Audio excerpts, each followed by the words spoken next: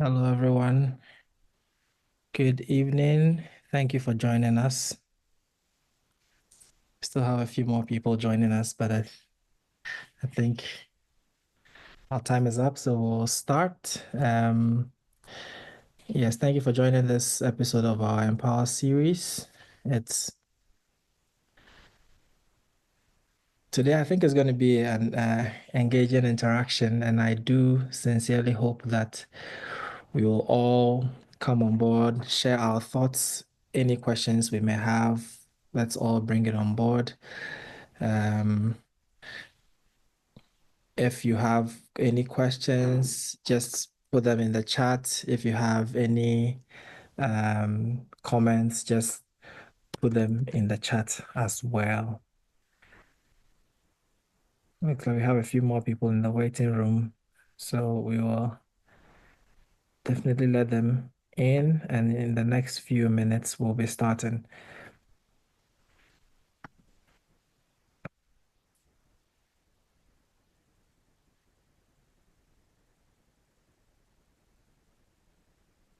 Awesome.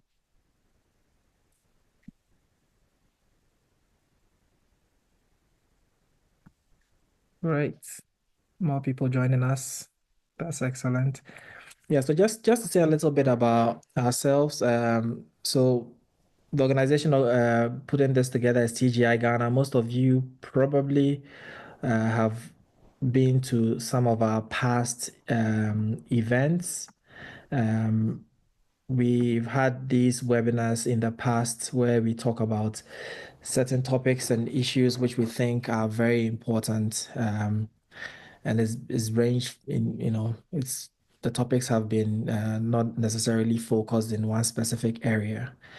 And today as well, we have another really important topic, which we have a resource person here to guide us through the discussions. So yeah, I wouldn't say so much about TGI Ghana. It's a charity organization. We are really focused on empowering this generation and beyond. So we hope to empower this generation such that it will translate across this generation to the next. So we believe doing that really boils down to empowering the current generation so that the present generation is equipped with the tools required and necessary to also pass that on to the next generation. And as part of this, we have this Empower series where we have these webinars with the topics. So do stay tuned on in all of our social media platforms. Our website is tgighana.org. We do hope that we'll be coming up with more of these discussions, and and that will be useful for everyone.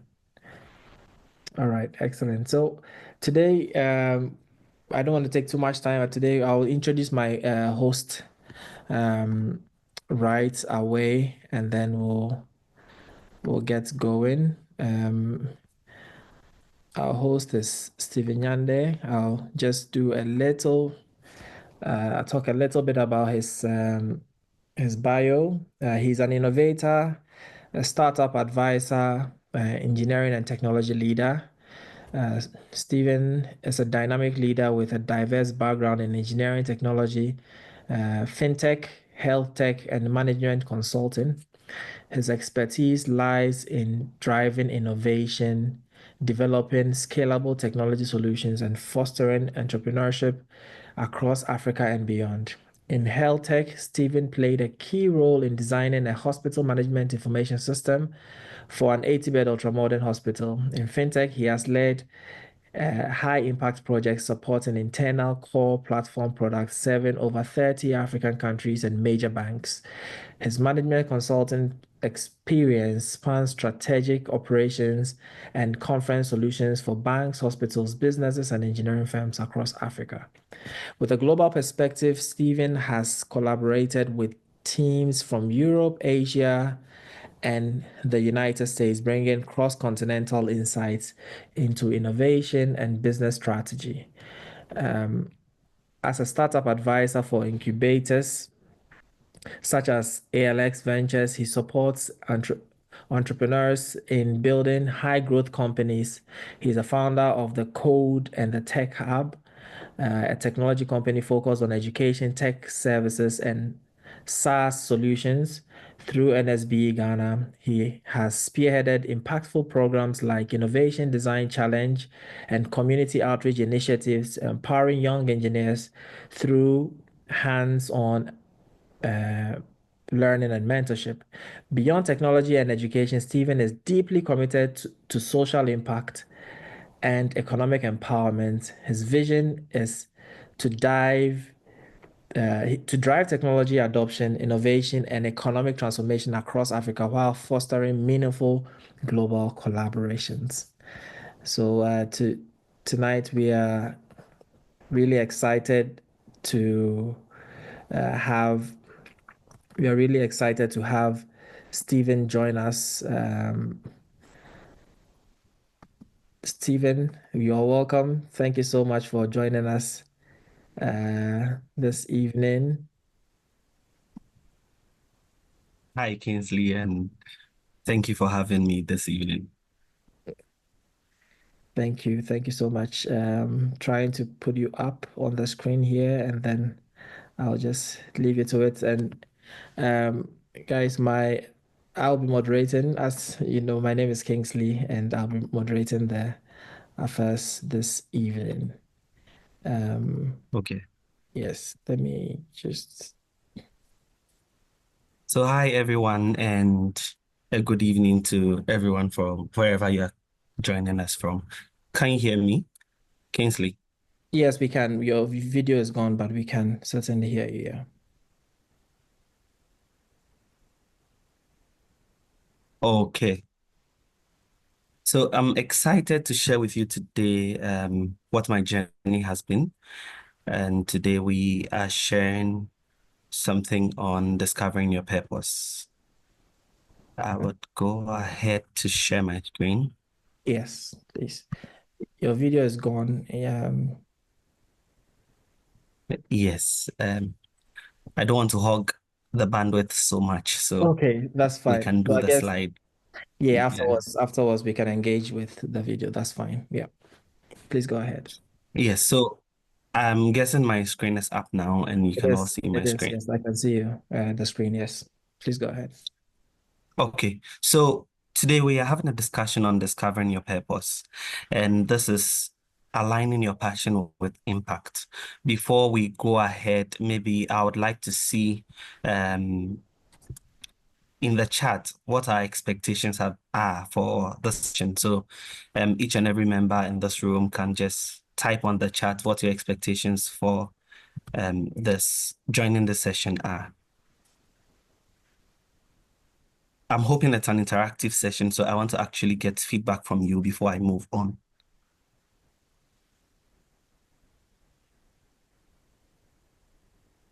Yes, let's get talking, please.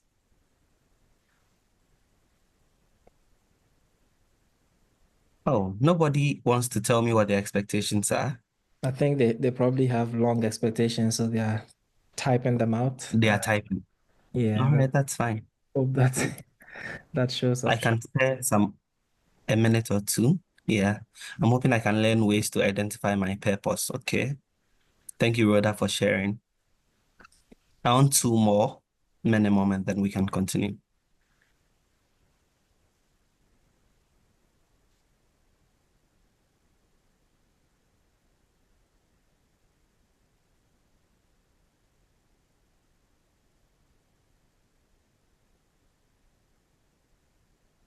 Hello.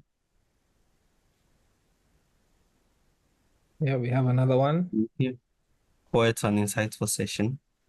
Okay.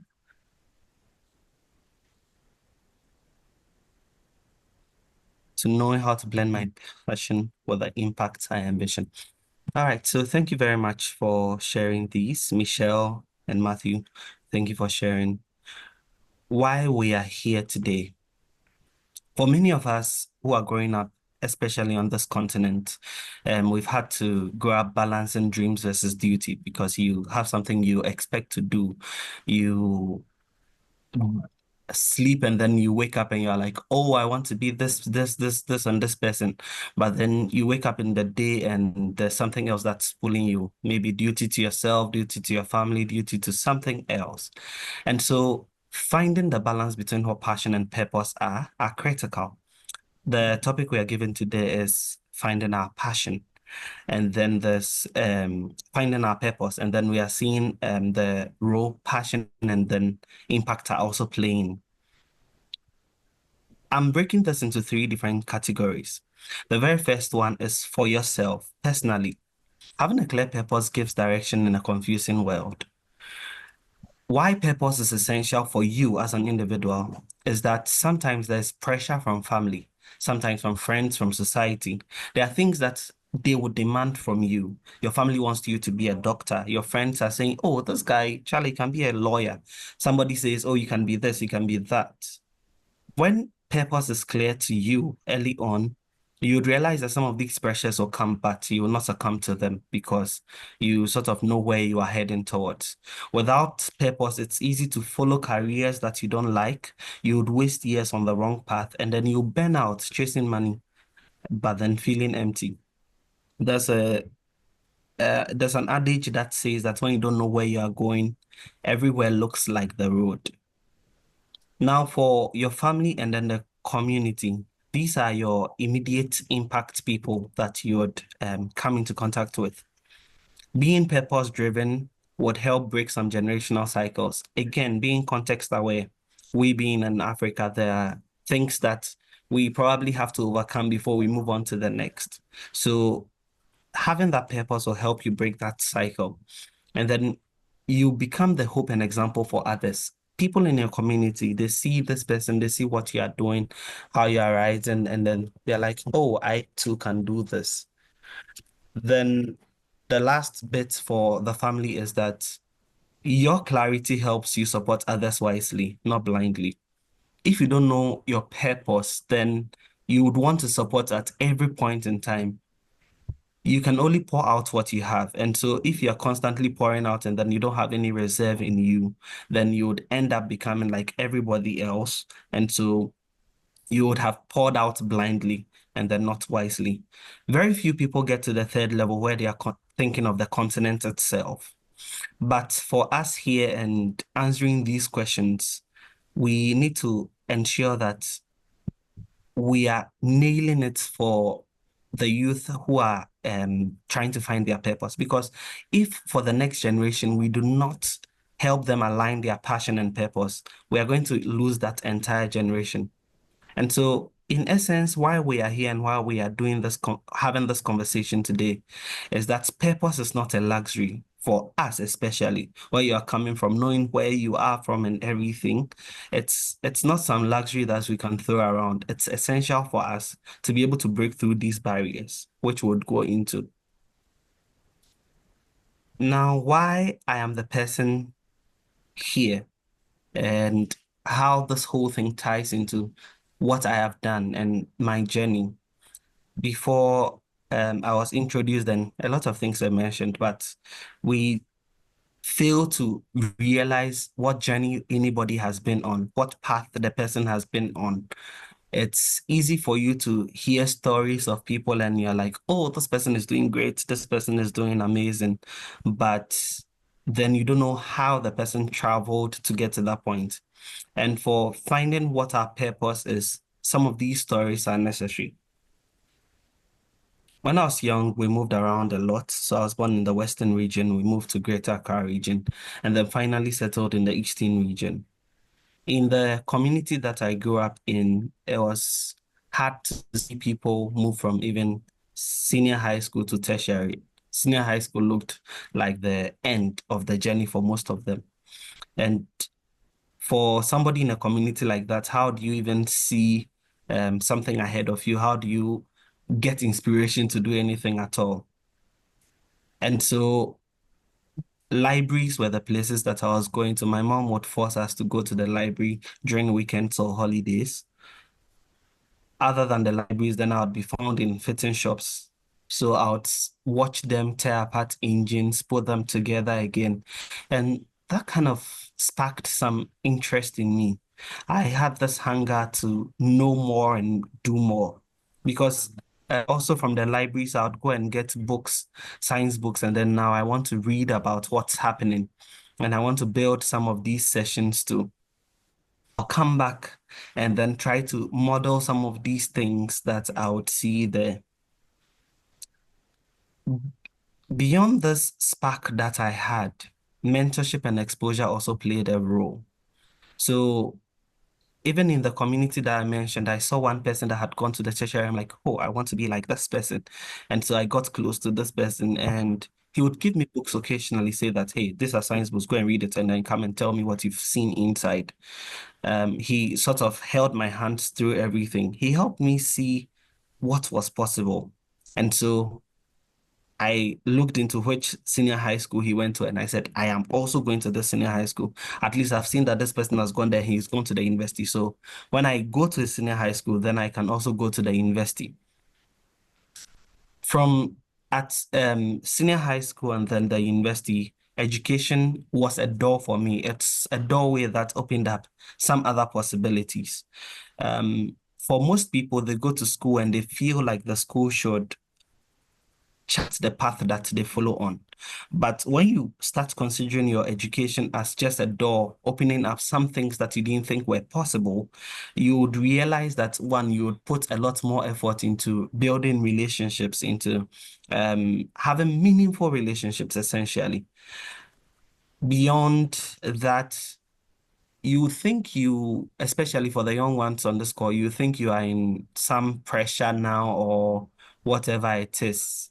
But after school is when you would actually feel the pressure coming from an African background.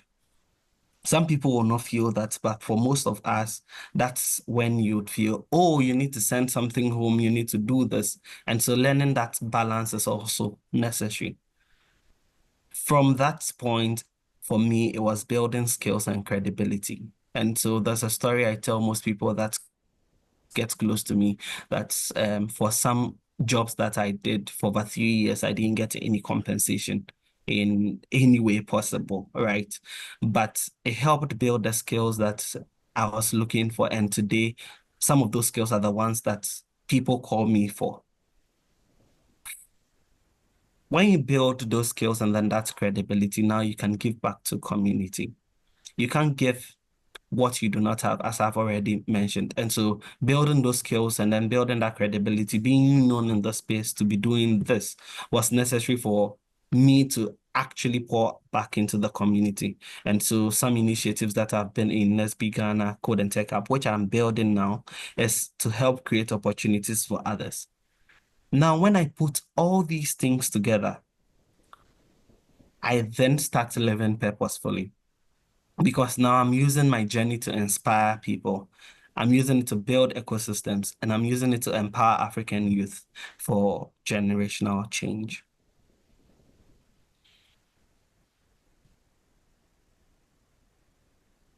The crux of our conversation today, passion and then purpose. What are they, and how do I differentiate between them? Passion is what excites you. What do I love to do? What's the one thing that when you start doing, you can get lost in time and you not even realize that this is something that other people would actually consider hard.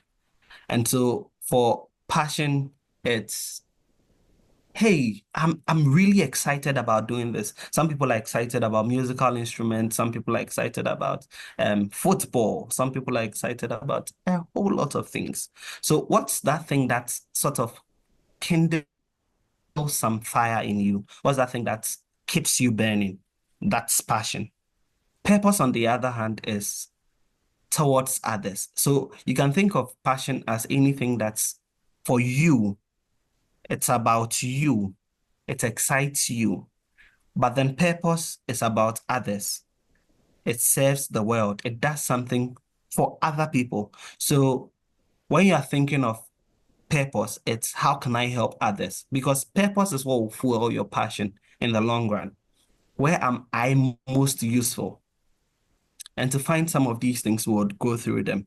The core characteristics of passion are internal energy for personal joy. And then when you consider the list of passions, it can be numerous. You can make an unending list of your passions.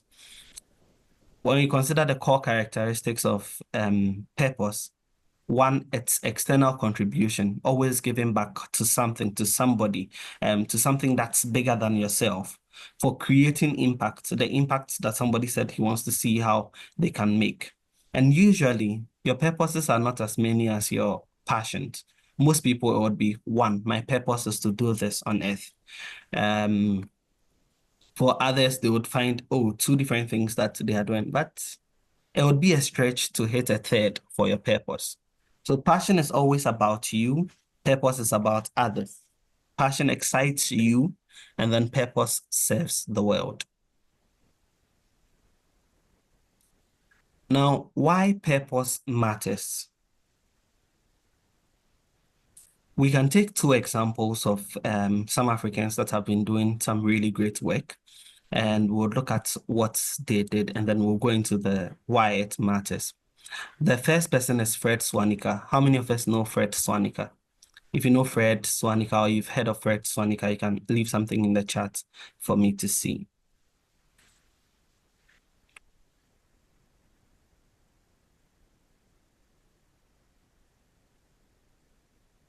Can tell me anything at all you know about Fred Swanika.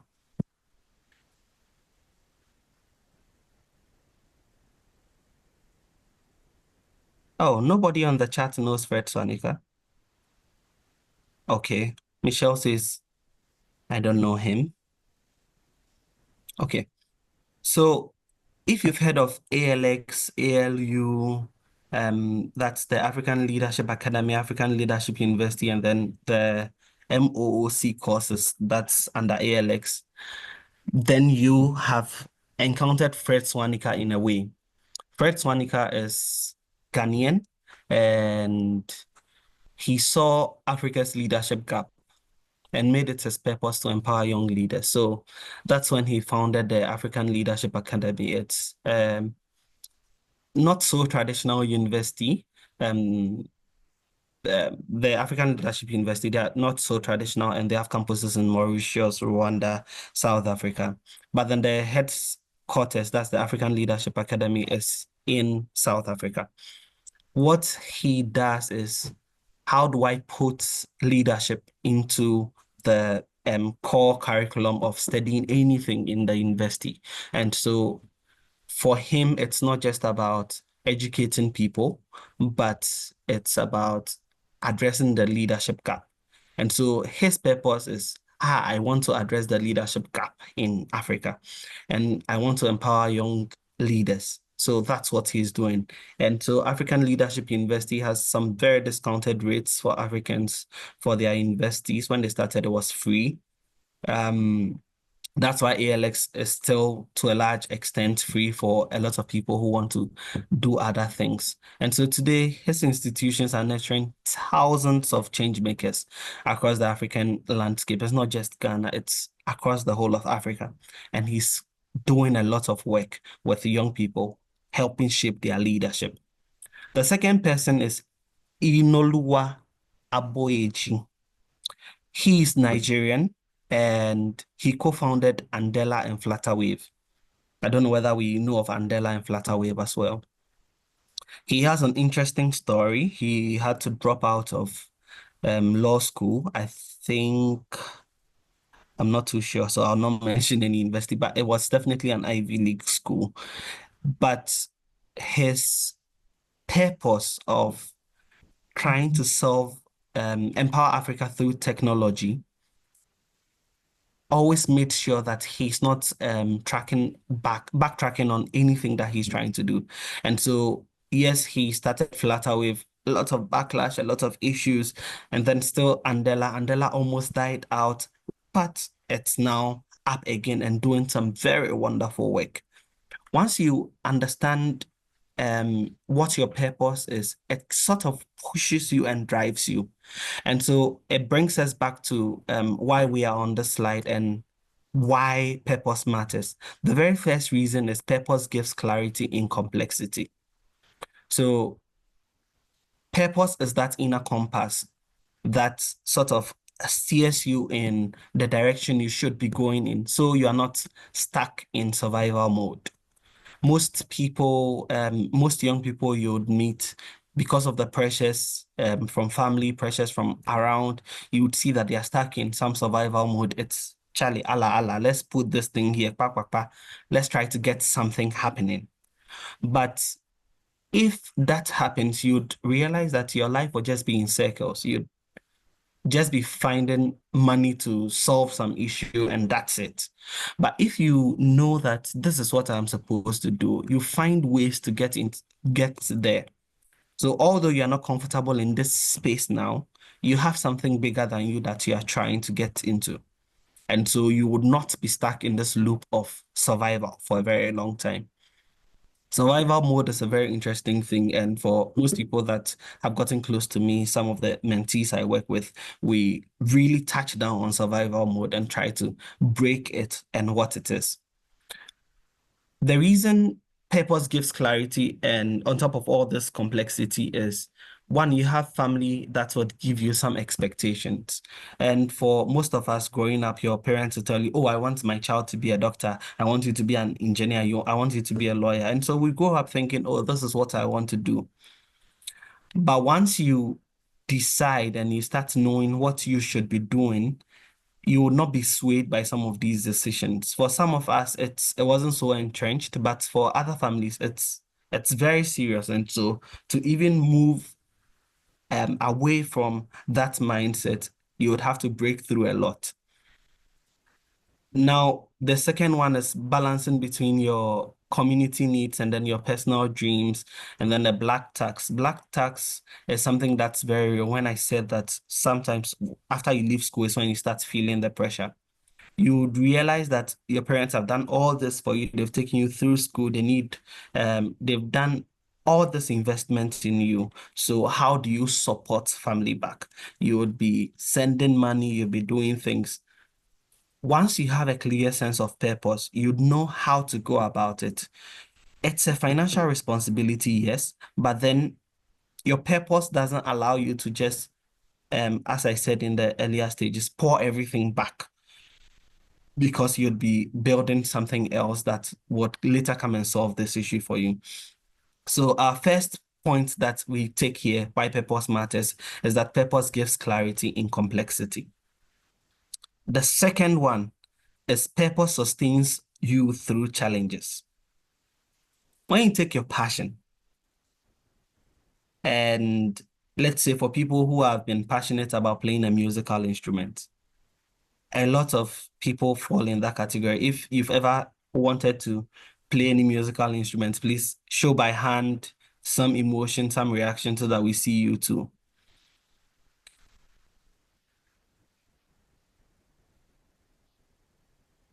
Okay, I see some emotions here. That's fine. You would realize very quickly that, Charlie, passion can be something else. And so you will not come and kill yourself here. It gets tough 1, 2, 3, and then you just drop it somewhere. You find something else, another passion to do. So passion would always almost fade away, but purpose keeps you going.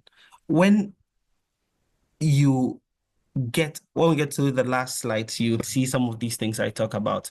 But there's a passion that you know that somebody would pay you for, and then you know that, oh, this is something that you like doing. This is something that you get revenue from it. This is what you do.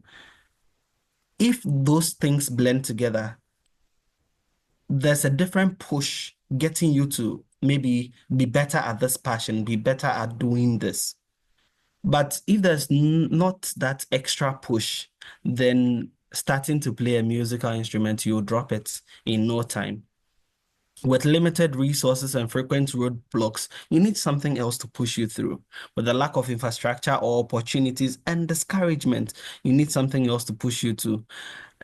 Tech disruption you are an accountant, a lawyer, something, and then you see all those things that AI is doing. Today, I posted something on my status, a school, the Alpha School, that has just 2 contact hours for students who just learn on AI, and then the remaining of the days, the students would play with something else, learn entrepreneurship, learn something else. And students in this school are acing tests, the SATs. They are scoring in the 1 and 2% of the top performing students in the entire of US. And so teachers see this and then they are scared. What does the future hold for me? But if you have this purpose that pushes you, you'd realize that, okay, tech is just something that I need to leverage on to be able to deliver this thing that I say is my purpose. The third thing is purpose balances personal growth and service. With purpose, you don't lose yourself in responsibility, but you grow while you are serving. We've spoken about the black tax and the pressure to give back. Purpose would give you a healthy integration of self-development and then community impact. The last bit is purpose attracts opportunities and leaves legacy. So once you identify your purpose and you keep working at it and then working in it, you'd realize that it positions you for relevance today and lasting impact tomorrow. A clear purpose builds trust and attracts investors, partners, and mentors. So people see that, oh, this is this person, this is what you are doing, this is what you keep doing. And then they would just keep coming to you and they would give you something else to work with. Now, for the question that someone asked today, when I asked you to share what you are trying to learn,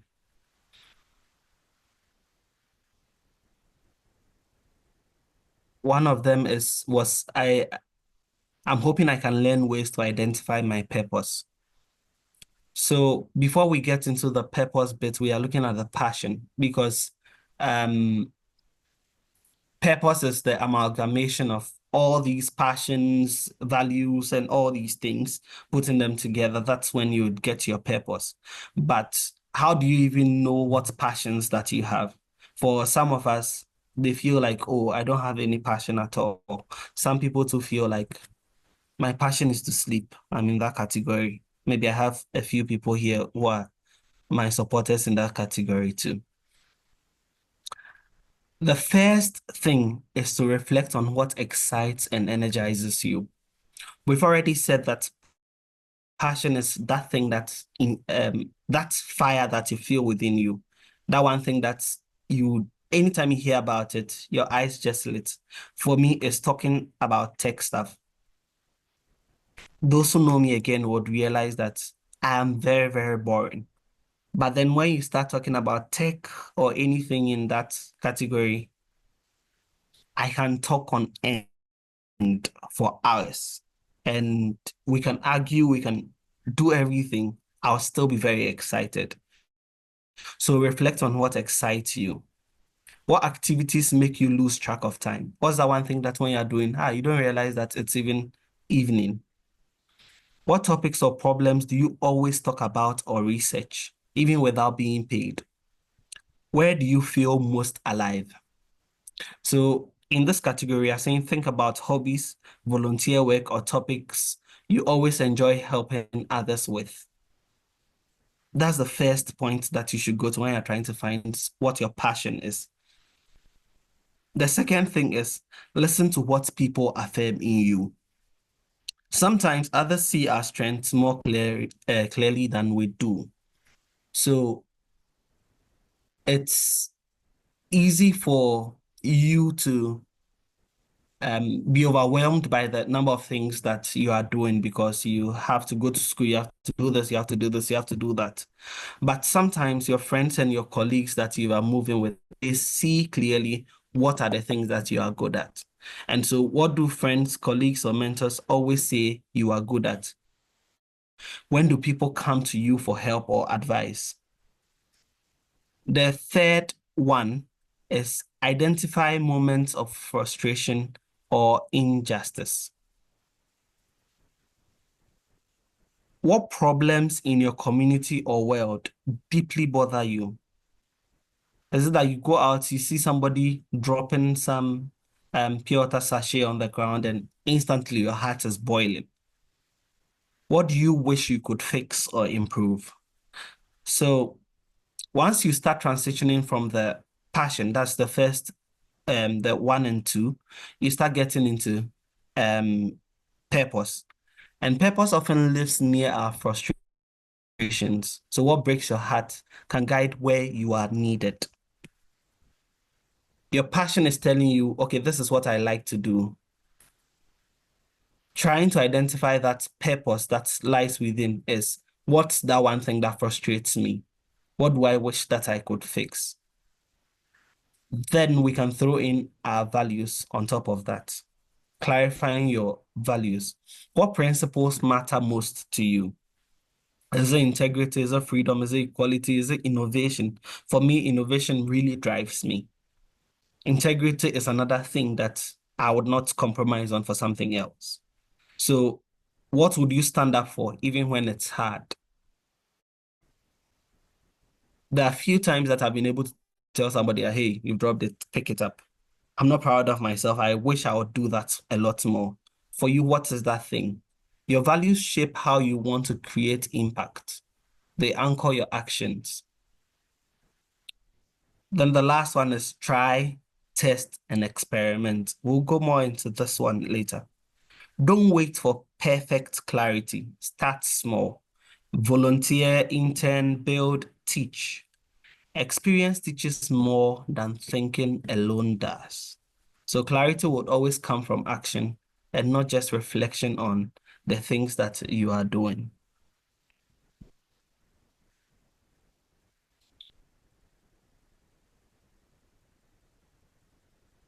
Putting all these together, this is a Japanese concept, ikigai. Is there anyone who has heard of ikigai?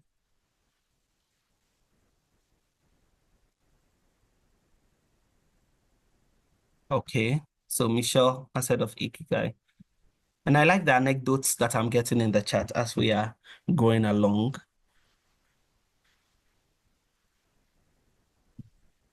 So ikigai is a Japanese concept that alludes to the fact that if you're able to identify these 4 things working together, you've finally arrived at purpose, and you really would not feel like you are working a day in your life. It's a principle that helps people find the balance between what their passion is and then making a living out of that passion. Right. And so for Ikigai and for our African context, we are saying 4 rivers of purpose, how putting all these things together. We want to look at the 4 different things that need to come together for you to see this, the purpose happen. The first one is your passion and what you love. And we've been talking about it for a very long time. It's what excites you and lights you up, your passions and deep interests. So those are the things that you love. The second one is skills. What are you skilled at? What skills and talents do you have or can you develop? For some of us, give me anything code related, I can go through quickly and sort of understand what the code is supposed to do, even if I'm not the one writing it. What strengths do people affirm in you, or do you enjoy building? The third one is, what does the community need? What problems or needs move your heart?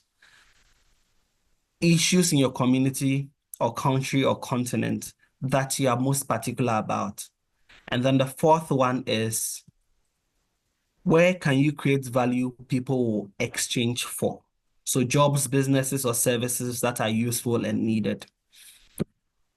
Ikigai says that if you are able to find what you love, that you are good at, so a passion that you are good at or you are skilled at, that the community actually needs and they will pay you for, you have hit your purpose.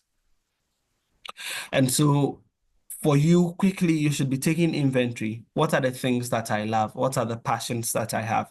Write them down. Now, what are the skills that I am good at? You can map those skills to the passion that you have. Then, are there any community needs that these skills will solve? Are there any community needs that I am passionate about that I have skills to solve for as well? Then the final thing, which of these things will people pay me for? And that's a way that the Japanese say you can identify what your purpose is. For our work here today and for what we are learning today, you can start where 2 or 3 meet. You don't have to have all the 4 to start anything. And so there's this passion I have. I like to I like to tear things apart. And I have the skill for repairing things. In my community, they need an electrician, they need somebody like this. And people are they are traveling long distance to go and make payments for some of these things. Then I'm finding my purpose in the community. Okay. So now that we have heard of Ikigai, we have heard of how we align our passion with what we want to do. How do we take action? The first one is to spot real problems. Always look around you. What frustrates people in the environment that I'm in? What do people always complain about? No reliable internet cafe, poor waste collection. What's that thing that's in the community? You can ask 5 people. Ask them questions. If I had 500 CDs to fix one problem here, what would you, I gave you that, what are you going to fix? Then notice struggles. What do people travel for? And then they pay a lot for. What are they queuing for? When you put these together, you would find the problems that you can address. Then the second one is connect passion and skill to whatever that thing is. List what you enjoy doing. We've already said that in the Ikigai exercise. I enjoy teaching kids. I enjoy building websites. That's something that I like doing. Ask friends, what am I good at? They will tell you, maybe you're patient with people, you design well, you like to sleep, other things like that. Match them to the problem. I enjoy teaching, and then kids struggle with math. Can I tutor kids after school? The third one is test small solutions. Always try to volunteer, offer free weekend classes, design posters for a friend's business, post on WhatsApp. I'm offering this tutoring session. There's 20 CDs per session. If you are interested, DM me. Then go to your church, go to your school club, go to some startup hub and tell them that, oh, this is what I'm doing. Are there any people interested in these services? Then the last and very important one is learn fast and adjust. After 2 sessions, was this useful? How can I improve? Refine your offer. Maybe parents want weekend, not weekday lessons. Adjust. Stay visible. Share photos of your small work on social media and then show progress. Your first step is not a business plan. Your first step is to help one person and learn fast. Now, in learning all these things, there are barriers that we need to overcome.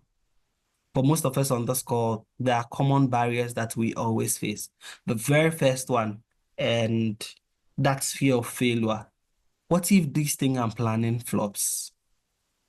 There's the money pressure, there's family expectations, unclear pathways, limited resources, imposter syndrome. The slides will be provided to you so you can read through these ones. What I'm more interested in how do we push through these barriers? The very first thing is small wins first. Don't try to put everything together. So I spoke about how having small things around, having small wins so that you can always look back and then see how it works. Everything works together. So small wins first. You don't need to blow at once. Start tiny. So you want to tutor a child, build an app feature, serve one client. Always test your concept and then get a win. You would get some learning from it. Then play the long game. Impact builds slowly, not overnight. Be patient, focus on growth, not fast money. Then lean on community. You don't have to do this thing alone. The African mentality of being the one with a seat at the table, it's not going to help you wherever you want to get into. So find 3 to 5 supporters. These can be friends, mentors, peers, to encourage and guide you. Your background is not your barrier, it's your foundation. It's what puts you together to move through this. And also know that fear is normal. Staying stuck, that's optional. So you can choose to remain there. But when you take these small firsts, you play the long game and you lean on community, you will definitely move through the barriers that we listed earlier. Now, purpose to impact. We see that there's first the passion, then the passion builds up into the purpose. The purpose is, how do I serve people? Impact finally is, how many people have I been able to reach? What's that thing that I've been able to establish now, currently? And so we have 2 examples of some trailblazers in Ghana. Regina Honu, formerly Regina Ajari. She is a technology and social change enthusiast. Her purpose for her is using tech to uplift underrepresented groups. And so through Sonko Academy, she is constantly training girls in coding. She is doing some very wonderful work. But for her, it's uplifting underrepresented groups with tech. We also know Professor Elsiefa Kaufman. Her passion is in science and education. And for her, her purpose is empowering young Africans through STEM. And so she started the Elsiefa Kaufman Foundation, which aims at advancing STEM education and then helping young ladies especially pursue science and then break gender barriers. Practical steps to start your purpose journey. And this is giving us a clarity map so that from here on, we can do this exercise. We can all write these things down and help ourselves. The first one is to reflect on you. List your passions, values, and skills. Ask the question of what excites me. What do I care deeply about? The second thing is speak to 3 trusted people. I list 3 here, but then it can be more. These can be mentors, peers, family. Ask, where do they see you making an impact? What are the things that they see you do? Then the third thing is start small and experiment. We overestimate what we can do in 24 hours, but underestimate what we can do in a year. And so people want to cram up everything into one day when they can just space it out and then achieve something. So start small. Let it be experimentary. So volunteer, join a project, tutor one person. This would help you test and then you would learn quickly from it. The fourth one is map your ikigai, our 4 rivers concept. What things fit in the 4 quadrants? What's that thing that I love? What's that thing that I'm good at? What's that thing that the world needs and what can I be paid for? When you spot overlaps, it gives you a clue to what your purpose is. And then build a purpose community. Find people who are like-minded. The Bible says that iron sharpeneth iron. The easiest way to be the faithful or whatever is to work with 4 others. To be the faith rich person is to work with 4 other rich people. So whichever people that you build your community around are the kind of people that would help you make it or break you. So share ideas and get feedback and grow together. The final charge I'm giving to us on this call is that Africa needs your purpose. The world is waiting. Your background is not your barrier. Your purpose is bigger than a job title. It has nothing to do with what you are doing now, what your role at work is, and start where you are with what you have. Legacy is not built in one day, but one step today can echo for generations. Thank you very much, and I'll take questions you have and I'll try to answer them as best as I possibly can. Thank you so much, Stephen. That was really insightful, really insightful. Great information there. I know we have enough information to ask questions about. I already see some questions in the chat. Hmm. So yeah, well, I'll just start going through. Please put your questions in the chat, and I'll read it. You can also raise your hand as a gesture in Zoom. Feel free to just raise your hand, and as soon as you raise your hand, I'll call you and give you the access to unmute and ask your question. Yeah, so I think we can. I'll look. There's one question here from Michelle. Uh, well, she's asking, is there everything that you're passionate about that translates into a business, or that brings money back? No, definitely not everything you're passionate about. Mm-hmm. But everything you are passionate about can make you money. Is it that it would probably require you to refine skills in those places? And Yeah, so you'll probably be asking yourself, the Ikigai principle helps you to do this better. right. Maybe you would see that you have a bucket of passion, but some would give you rewards faster than others. And so you'd have to weigh the options and see, okay, all the passions that I have, maybe it doesn't make sense to pursue this one now. But they can give you money, but you don't have to turn all of them into business ventures.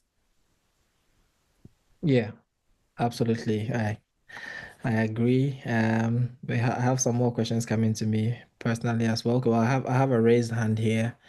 Um, Judith, you may please unmute and ask your question.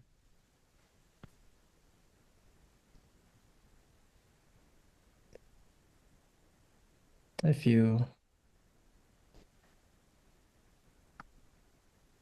should see something asking you to unmute.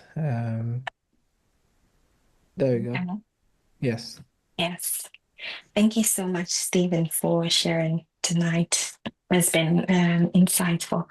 Yeah, so my question is, can passion change over time? Like, can you feel a shift from passion, and then if that happens, how does someone navigate that shift in what excites them or drive them when someone gets to that point? What are some things that they could do to get back on track? Okay, so passion can shift with time. Judith, thank you for asking this question. Passion can shift with time. I remember when I was in industry, at a point, one of the things that excited me were control systems. And so in my head, I thought I was going to do a master's in process control and then do something in automation. For me, I was very passionate about it. So I even bought kits to learn process control and automation. But if you do the exercise, especially the one on the Ikigai, you would realize that sometimes your purpose is always bigger than the passion, and purpose aligns more with other passions than what you have currently. So for me, what helped me navigate this is not have a boxed approach or a boxed mentality to whatever I was experiencing. So I was volunteering a lot, doing a lot of things around. And sometimes you have this passion now because that's all you know and that's all you've been exposed to. Something else comes along the line and you realize that, oh, I even have a bigger, this excites me more than this one. I would not force myself to rekindle my fire for some passion, but then for purpose, yes, purpose will drive you towards which skills you need. The passion just helps learning a skill become faster.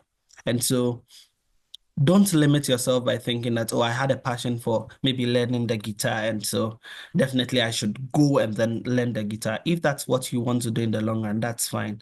But it's not bad for you to shift, for passions to change along the line. It's very normal.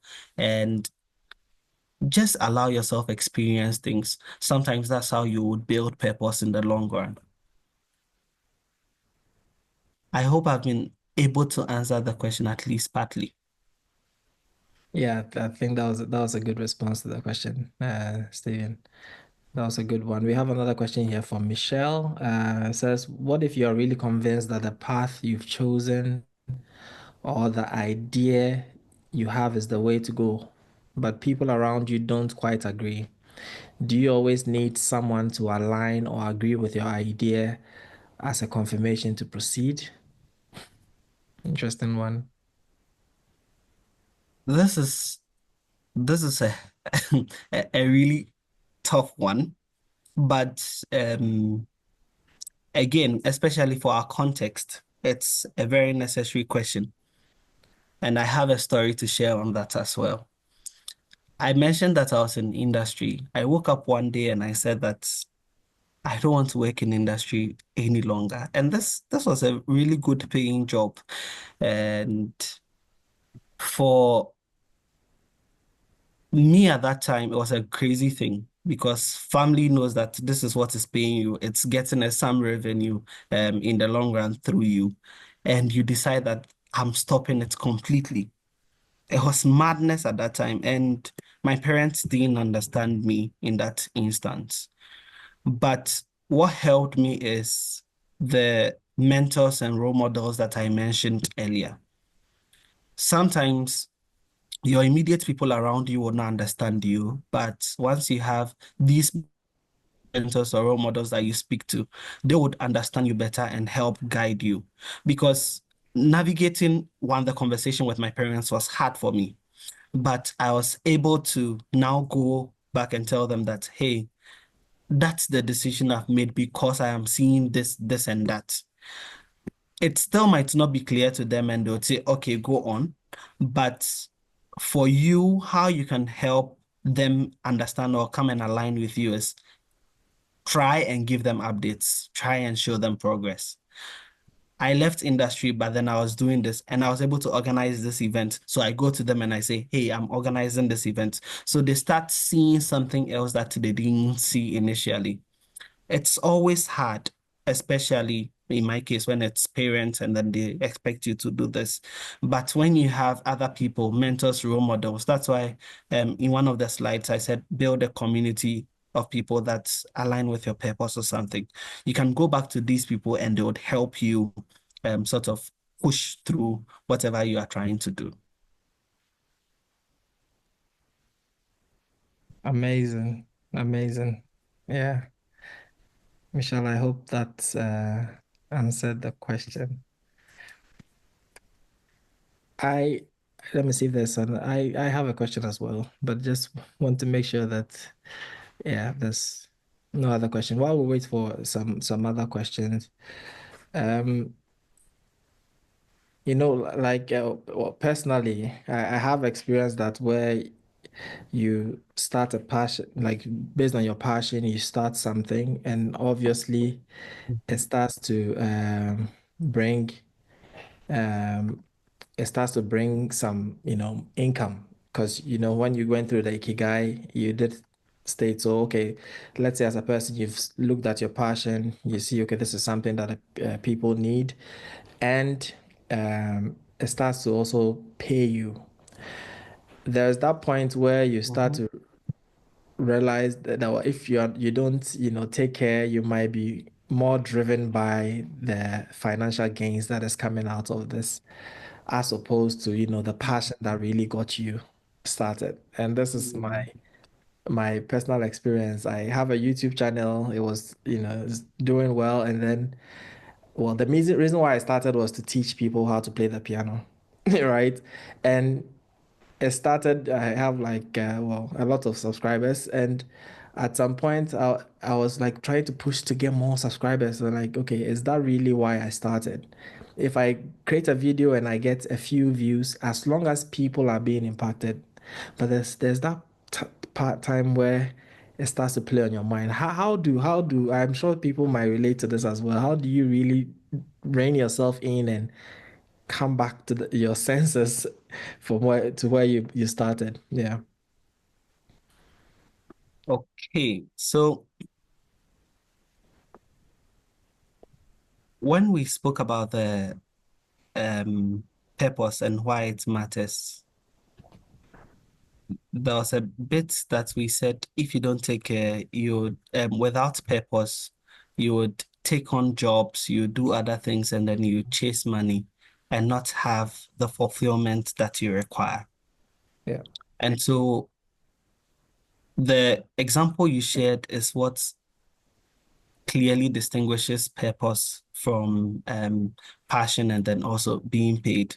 The Japanese concept of the ikigai doesn't elevate one above the other.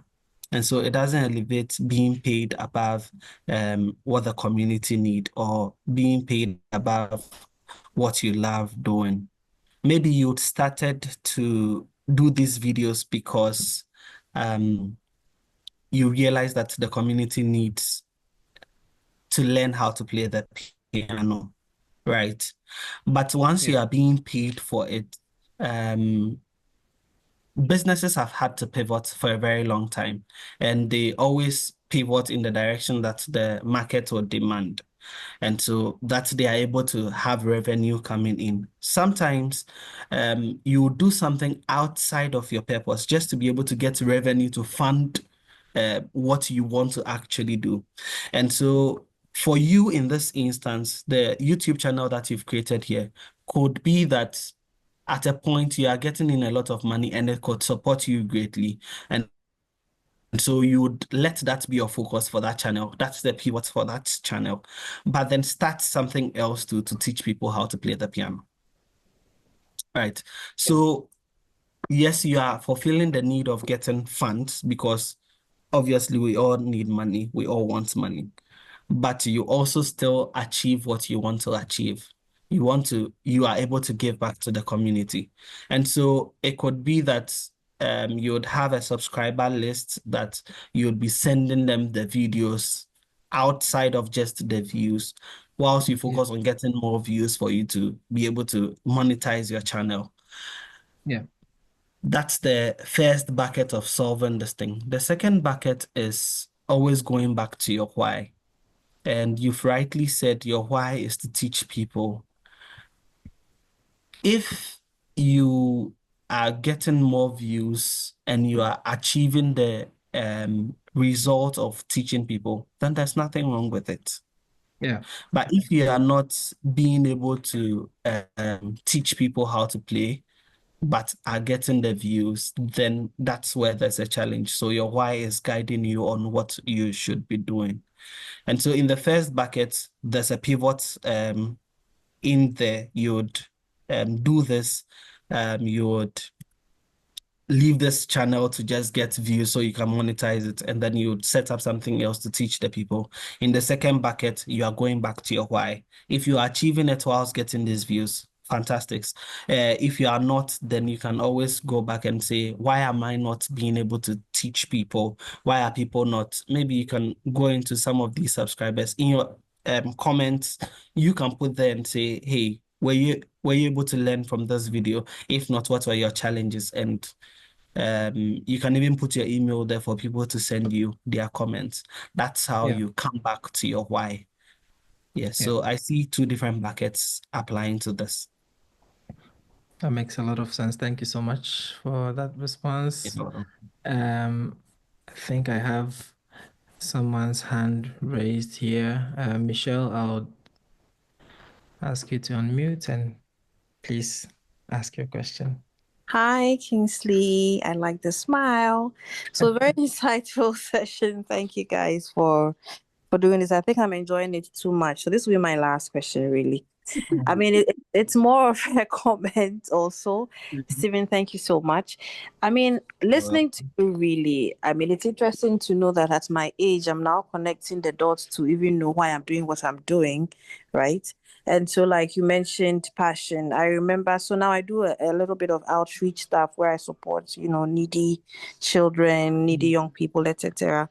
And I think back and I always recall how when I see a child who is looking very dejected and I just get so mad, or I see a child who is walking to school alone, like a 3-year-old and a 1-year-old, and a 3-year-old is leading the 1-year-old. It's like I'm losing my mind, like what is this, and so for me really it kind of ties down to where I am today.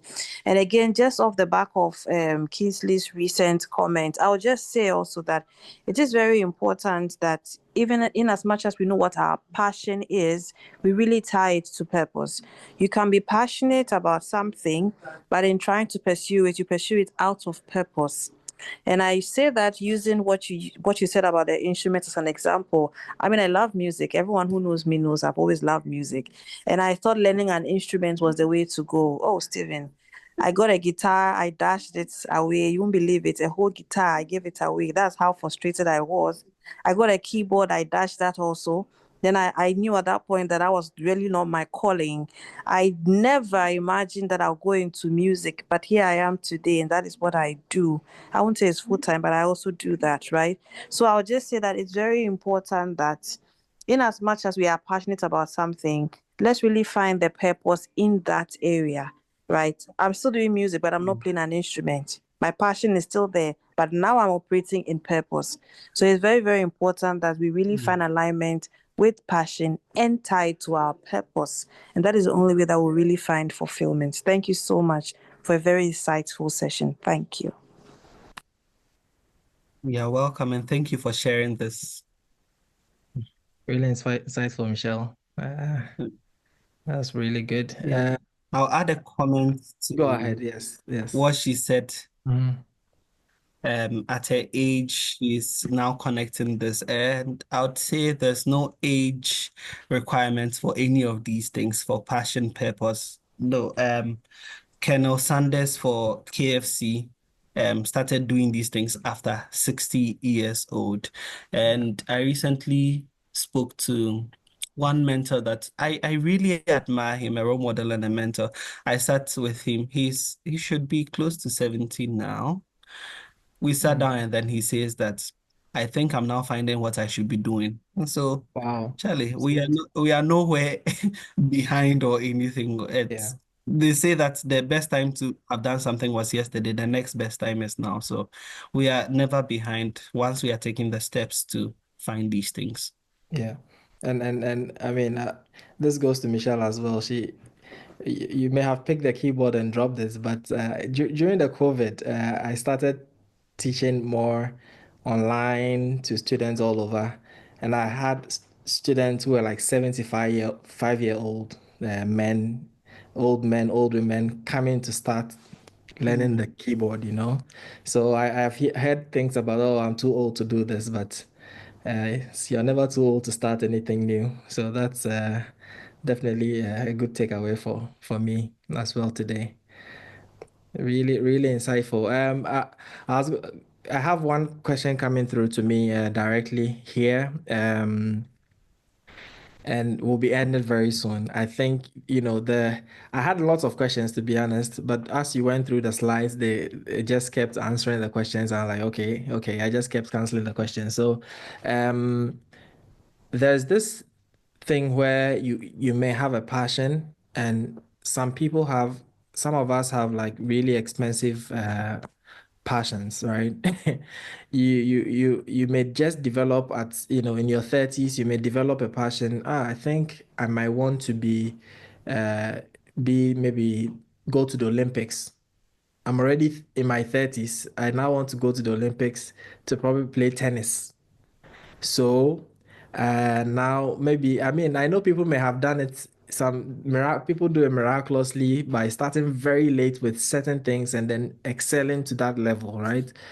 But at what point do we realize that this passion and the amount of money the financial commitment we are giving to it, we need to put it in check. And it may not be realistic because obviously, me wanting to go to the Olympics and swim and starting from age 30, when people start when they're like 4 years, it's not, very realistic, even though it could happen, right? How do we keep that check? How do we ensure that it's not, we are not being overly dreamy, and we are not over dreaming things, and yeah. Do you see what I mean? Yeah, so the good news is passion is not necessarily equal to purpose, right? Mhm. So you can have, like we said, you can have multiple passions. Mhm. And so if your passion is expensive, we thank God that maybe for you that's not your purpose. And so it shouldn't really upset you so much. But one, I would not discourage people who find some passion and they want to pursue. I would Yeah. not discourage them. And it's always good to have that evaluation for yourself. You don't use the funds you have. Maybe this would enter more into financial management. You don't use the funds you have to take care of yourself, your family, other things. You are allowed to only use the surplus that you have to fund these passions and things like that. If it's not directly an expenditure that's contributing to revenue generation, right? Yeah. An Olympics goal, like you are saying, is a long-term commitment. How many years do you have to go to the Olympics? Ghana's Olympics Committee has not even seen you yet, right? And so for funds that you need to sustain yourself or your business, I would not advise you to push that into your passion. The passion comes, yes, it's the fire that has come in you, and you need to explore it. I would always advise people to explore the passion, but only explore it with surplus funds, money that you can afford to lose, not money that what you would go and borrow from friends and put together because you want to start swimming. Whilst swimming is not going to generate funds for you in any time. It also addresses the survival mentality that I mentioned earlier. If you're able to break out of trying to get every money to support your passion, that's a wrong thing to do. But if you have surplus, somebody will tell you that his passion is eating ice cream. Like, you have a passion to eat ice cream. You don't just spend all your money on ice cream. It's the surplus you have that you can use for that. So how you check that is, one, by even noting that it's not any money that you can put into your passions, unless that passion directly impacts a skill that is giving you revenue. Then you can invest in it and see it as investment for that revenue generation. Absolutely. Yeah. Thanks. Thank you, Stephen. Do we have any more questions coming through? We have one hand raised, and I think we might take one or two more questions, and we'll be out of here in the next couple of minutes. So, Samson Anang, kindly unmute and please go ahead and ask your question. Please go ahead.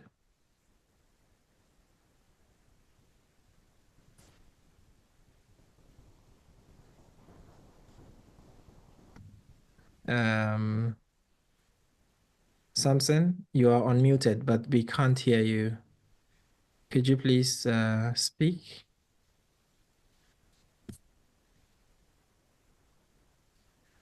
No, sorry. Can you mute and unmute again? Maybe that will help. I see you're unmuted here, but okay. Try to unmute one more time. Let's see how that goes. Is it better? Here you go. Yeah, we can hear you. Please go ahead. You can hear me. Okay. So nice to meet everyone. My name is Samson. It's still a mystery how I find myself here. I don't know if it's divine, but I didn't know about this meeting whatsoever. I was just minding my business. And then my good friend Phoebe just sent me an invite just about 15 minutes ago. But why I didn't object joining was that just about 10 minutes before her message came, I was just reflecting my own purpose and what I want to do in life. Because I have things juggled up in my mind. I'm currently pursuing my PhD. At the back of that, I am also very passionate about the business that has been hitting me. I love coffee, and I've always had a passion to have some kind of invest in the coffee value chain, either directly from farm to cup, like from the farms through to the roasting, like having my coffee shop, etc. It's been on my mind to a point where I am even contemplating quitting my job by end of this year. And my confusion is, should I start my coffee, business from like wherever? And at some point too, there's also a dream, something I want to accomplish, and that requires me to be out of the country maybe for a while.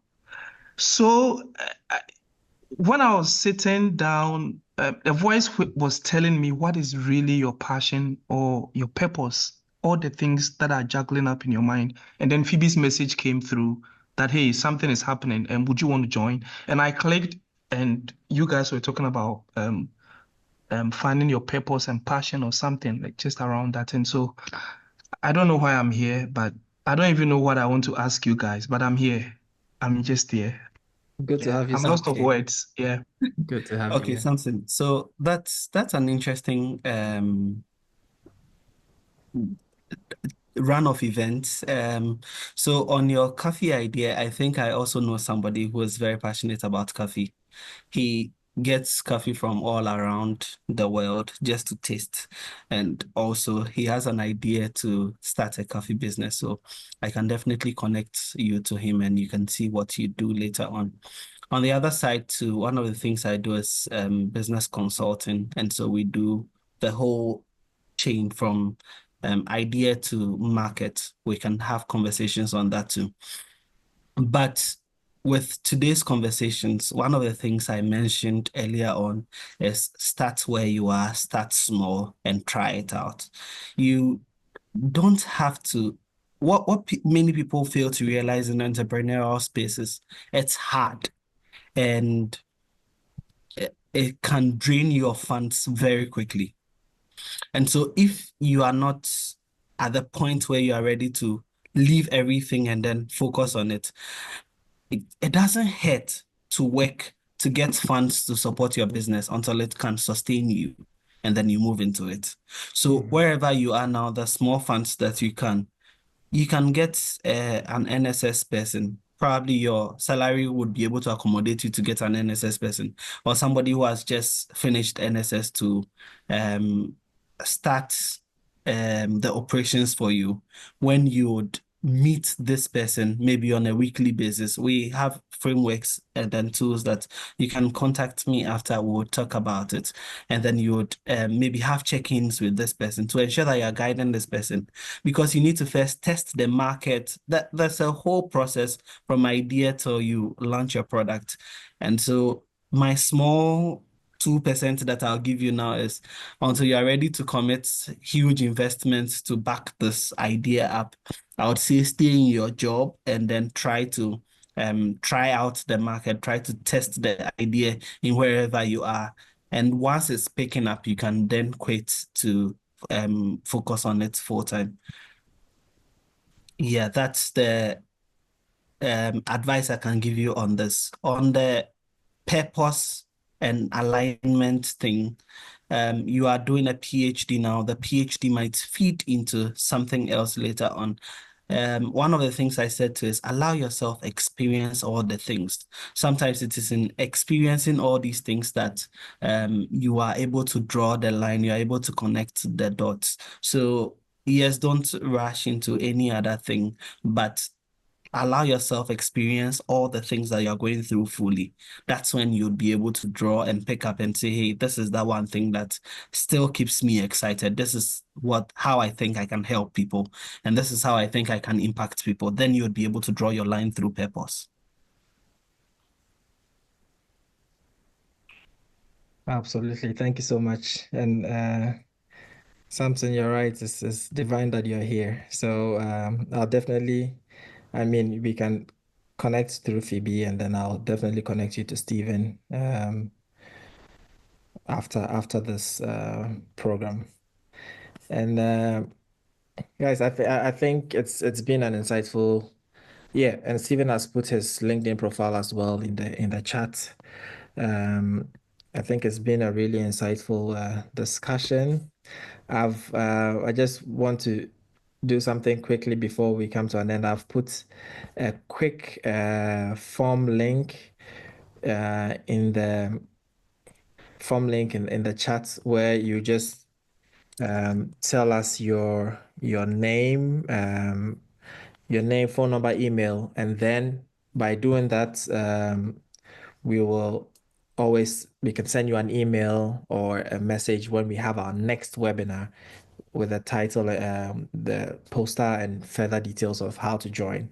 So if you can all take just a minute, it's just three questions: email, phone number, um, and your name. If you can quickly fill that in for us, that would be amazing.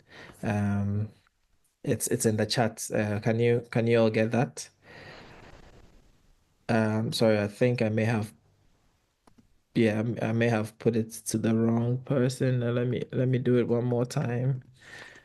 Yep, it's in the chat now, in the space of just a few seconds.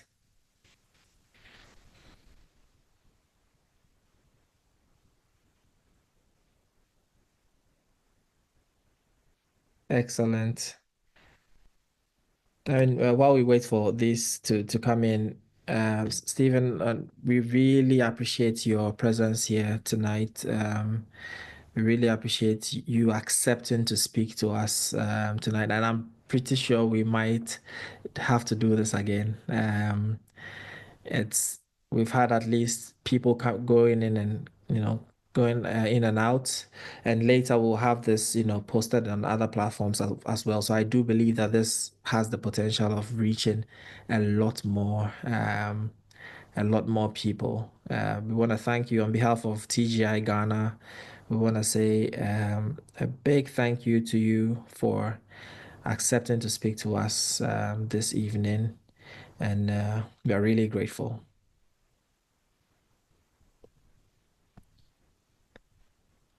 All right. Thank you too for having me.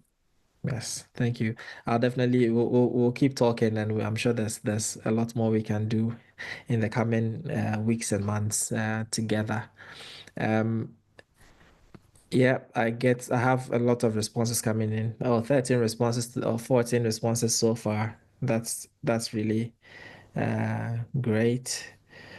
This will help us really get to all of you. So that you don't miss that next webinar. So I'm hoping, because I think the moment I close this meeting, you might lose a link. So I'm hoping we can get all 40 plus people filling that form. So we'll give just the space of a minute, and then we can end the discussions here tonight.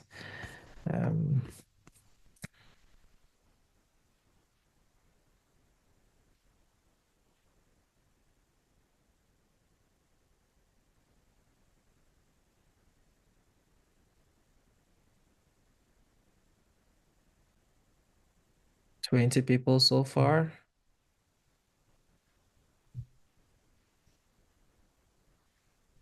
Great. Yeah, someone is saying some people just joined in.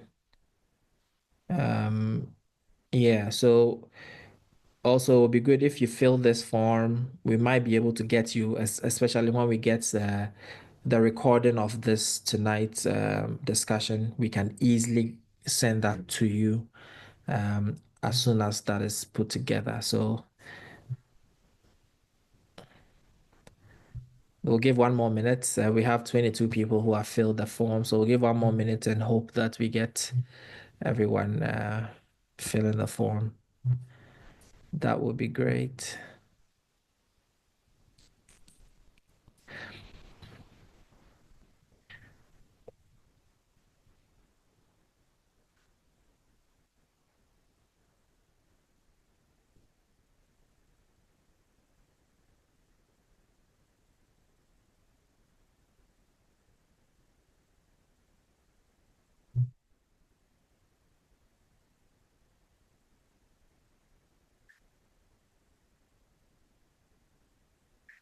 All right. Thank you all. Thank you all for joining our program today. Someone is asking what TGI stands for. So the person has answered. TGI stands for Transgenerational Impact. So you can read about us at tgighana.org. You can maybe I'll put a link to our website here.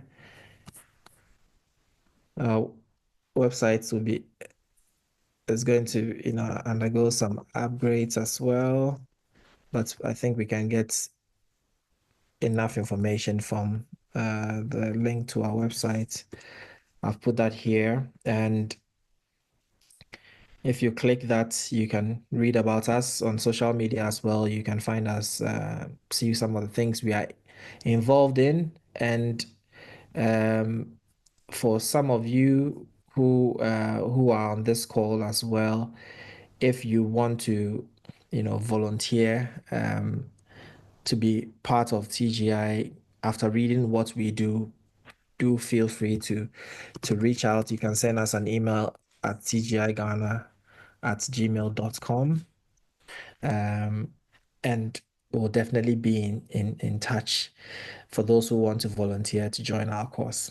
You may have found your purpose through your passion tonight from the discussion. So we'll be really glad to have some of you, those who are willing to be part of what we do to make a bigger impact on the community at large.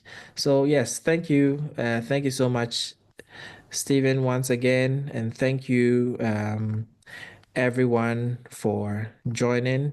And we hope that we'll certainly see you next time on the next Empower series. Have a wonderful evening.